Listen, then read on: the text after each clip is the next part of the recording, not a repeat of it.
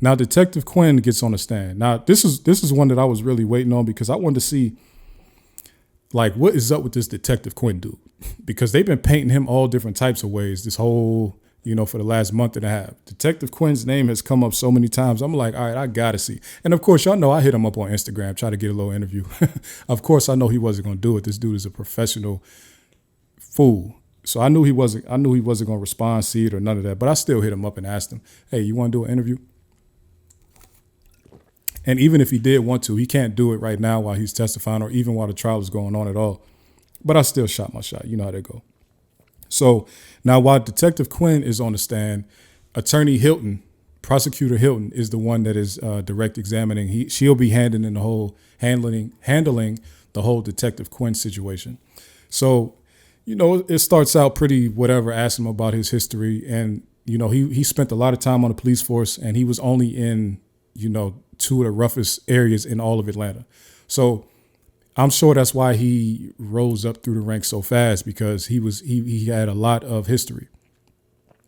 Yeah, of course, police knew. Oh, let's talk about what Spicy King Cam just said, right? He said the police knew Bean before that day. This is remember when Robeson L had testified? This is probably, I think, this is the first police witness from this whole September 11th incident. When Robeson L testified, he said earlier in the day, I saw a guy in that area that I knew. Y'all realize he was talking about Robeson L. I mean, he was talking about Adrian Bean.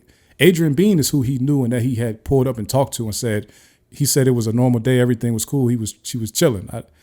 And then when he got back to the station, he got a call and they described the people. And he said, the guy I had seen earlier is one of those guys. So I went back down there. Adrian Bean is who he was talking about.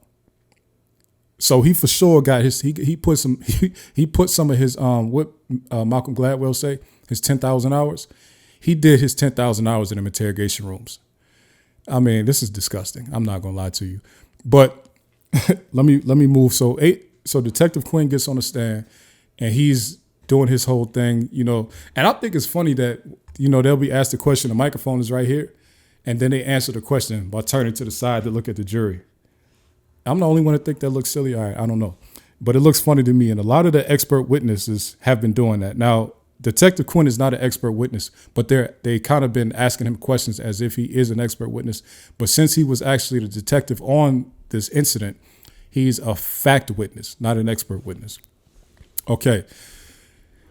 I'm actually surprised that they didn't have him be what Belknap is.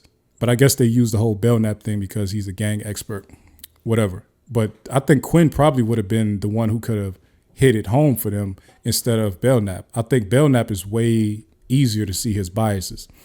But anyway, so the reason that they get Detective Quinn in there now is to talk about his investigation of this entire event, who he interviewed, where he started with it, when he first got to the scene, what type of call he got. So that's where he jumps into the mix, right?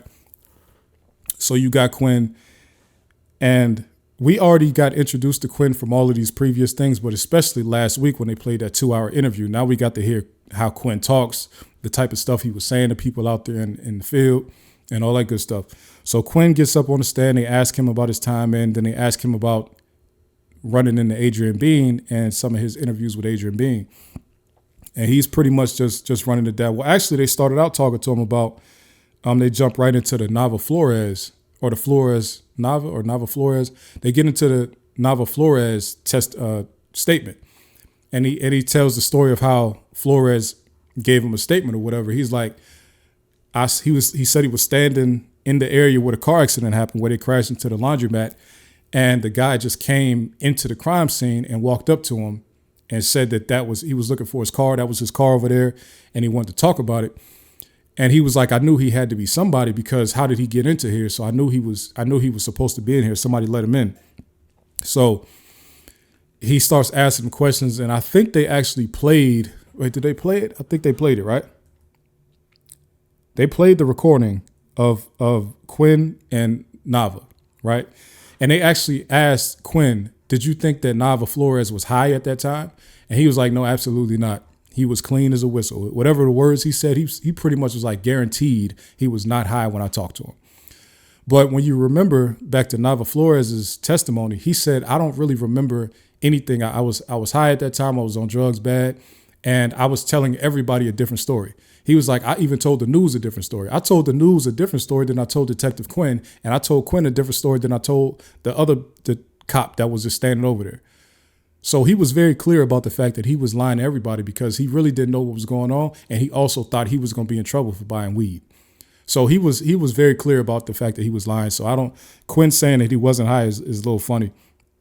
But I don't know if Quinn was trying to say like this testimony that or this statement that he gave was very, very trustworthy, or if he really just can't tell when somebody is high. But the boy said he was high. All right. So we listened to that statement from Flores. Flores is like, remember when Flores was testifying, Nava Flores was testifying, he said he didn't see who Brian gave the car to. Right. He was like, I just know Brian had my keys. Then I looked up and my car was gone and I don't know who he gave it to. I didn't see. This is what Flores said on the stand. But when you listen back to the tape, he said, I saw who he gave the keys to. I didn't know who they were. And I didn't know who the people were. And then he's like, how many black males got into your vehicle? He said 4. He's seen 4 black males get into the car. So, and that's what he told Detective Quinn. And even when he told Detective Quinn that, at that time, Quinn had gotten information from his other officers on the scene that the missing person was a woman. So at that time, he was still looking for a female. So then we learned a little bit after that Quinn goes down to Adrian Bean's house to talk to his wife and says, hey, what's going on? I'm looking for a broad. Like, they told me it's a woman.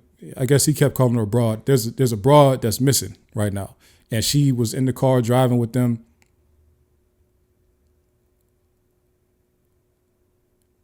Oh, okay. So Keith Thompson just cleared this up for me. He said 3 or 4, and Quinn said 4, like he didn't hear him. Okay, I didn't catch that. I thought he said 4, but all right, if you clarifying it for me, that's right. So he goes down to talk to Adrian Bean's wife, and Adrian Bean's wife is like, hey, make sure y'all like the video for me. Thank y'all. Adrian Bean's wife is like, and subscribe if you're not subscribed already. Adrian Bean's wife is just listening to it, and at that time also, Quinn didn't even know that Adrian Bean was driving the car. Some people didn't even realize Adrian Bean was with these guys who did this whole police chase thing that they did, a little fake police chase, whatever you want to call it. So they're looking for a woman, I guess, with a lace front wig, with a blonde lace front wig on. And yeah, with a blonde lace wig on. And so I guess that was the case until they started listening to Adrian Bean's jail calls. So let me tell you, y'all let me know what y'all think. I felt like it was a little bit strange that they were able to play the jail calls from Adrian Bean to his wife for the witness, Detective Quinn, right? I think it's weird because a lot of this time they've been saying you got to lay foundation. What's the foundation for him to be the witness for these calls? He wasn't involved in the calls. They weren't discussing his name in the calls. He only was a listener of the calls. He just listened to the calls. Him listening to them calls and us listening to the calls, pretty much the same thing. Like, I don't get why there's any type of foundation for that to happen there. Now, maybe it's all going to impeaching Adrian Bean so the defense doesn't care. But they do care because they have been objecting to these calls being played. So I really don't I don't really understand. And they have been saying, this whole fact of the matter thing. And, because Adrian Bean's wife, Courtney Bean, is not testifying, her bringing up Young Thug's name should not be admissible because what they've been saying, facts of the matter. And it's going to make the jury think that what she's saying is factual. And I think that when they use a lot of this legalese when they're talking to the jury, I don't think that the jury is going to fully understand that, because most of the conversation that they're having about these calls not being factual, no, not most, all of them, all the conversations they have about these calls not being factual information, they're having them with the jury not in the room, right? So the jury doesn't know that this stuff is not facts. The jury doesn't know that the wife is just saying whatever. The jury is hearing these tapes and hearing her say these things about Young Thug and about Buck and about DK and they're listening to it as if, oh, this is evidence against them. You see what I'm saying? they're not looking at it, and I don't think, y'all tell me, but I don't think that they're looking at it in a way to say, we could differentiate this between factual evidence versus this is just effect on listener. We need to hear what Courtney Bean is saying because we need to know why Adrian Bean is responding the way he's responding. I don't know if a jury is not told that explicitly. I don't know if they know that. The only reason I really know is because I've been listening to all of the recess conversations that they've been having, all of the sidebar conversations they've been having with the jury out of the room. Because I wouldn't have known that they differentiated between evidence that's considered facts and evidence that's considered we need to hear it because we need to know how this affects the listener. You see what I'm saying? So that's very odd to me. That's very odd to me. But they played, okay, they played the calls for Detective Quinn, and really he can't add any context to these calls. That's why I also think that the calls don't make sense being played for him. If anything, you should lay the foundation for the calls to be played for Adrian Bean and made him explain it, which is what attorney Max Shard was saying. Y'all haven't laid any foundation. They didn't even ask Adrian Bean about 3 of these tapes. They asked him about one. He addressed it. He said he don't remember it. And then he moved on. And attorney Shard is like, how is that considered foundation? Because you asked Adrian Bean, does he remember having any conversations with his wife from September 11th through September 16th? And he said he don't recall. How is that foundation?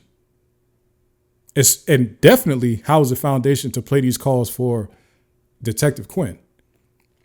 Let me move my arm back on the screen. How is that for Detective Quinn? You asked Adrian Bean, he didn't even remember. So, all right, but he can't provide context, but because to me, he might understand some of the commonly used terms that they're using in this call, but I don't think that he fully is grasping what they're talking about in this case, in those phone calls. And even if he does understand, he shouldn't be able to be the authority to answer any questions about that call between that man and his wife. That man or his wife should be the ones that have to come in there and explain those phone calls. That's just how I see it. I don't know. Clearly, Judge Glanville gets paid the big bucks to say whether or not these calls should be admitted. And he said yes. So I just think it's odd. I went fast forward a little bit. So Brian Steele says, Simone Hilton, Attorney Hilton, says that she wants to now play some video, some recordings, these recordings, and they're going to take a recess so they can let the defense know exactly which recording they're about to play. And Brian Steele does what he's supposed to do as an attorney, and he says, I want to object to that, right? And it turns out that he objected to that because when he made objections previously, I think he said a week ago or weeks ago, the judge told him, hey, we're going to hold off on handling this matter until we get to the time where it's actually going to come into use, and then we'll handle it then. So Brian Steele makes the objection. And then in front of the jury, in front of everybody, Judge Glanville gets a little bit offended because Brian Steele says, I'm following your instruction to do X, Y, Z. And then Judge Glanville pretty much says, well, wait, you opened up the conversation to this. You're just unprepared. If you weren't ready, you should have just said you weren't ready and we could have handled this another time. But because you're not ready, you're holding up the proceedings. So he went on that little whole thing and he thought he was going to get that off. And Brian Steele, being a thinker, he didn't reciprocate that energy.